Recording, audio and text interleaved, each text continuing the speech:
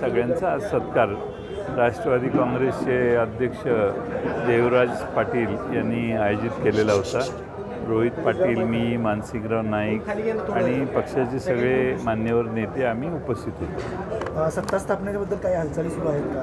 त्या संदर्भात बैठका पण नाही, आता आमचे तर 30 निवडून आलेले आहेत आणि आमची एका पक्षाशी आघाडी होती, त्यामुळे ते आमच्यावर येतील अशी आमची अपेक्षा आहे, कारण आघाडीच होती त्यांच्यावर. दुसऱ्या पक्षाचे विरोधी आम्ही उमेदवारच उभे केले नाहीत, त्यांनी त्या ठिकाणी चांगला विजय मिळवला.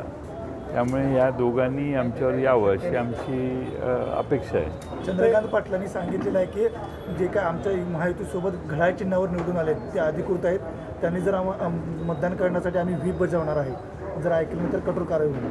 नाही, घड्याळाबरोबर आमचीच आघाडी होती ना, आमची आघाडी होती आणि घड्याळाचे निवडून आलेल्या उमेदवारांना भारतीय जनता पक्ष कसं काय दम देऊ शकतो? घड्याळ हा स्वतंत्र, म्हणजे राष्ट्रवादी अजित पवार पक्ष हा स्वतंत्र पक्ष आहे. त्याला भाजपच्या नेत्यांनी दमदाटी करणं किंवा त्यांना नियम सांगणं हे म्हणजे दादागिरी एका पक्षाची दुसऱ्यावर चालू आहे असा त्याचा अर्थ जातो.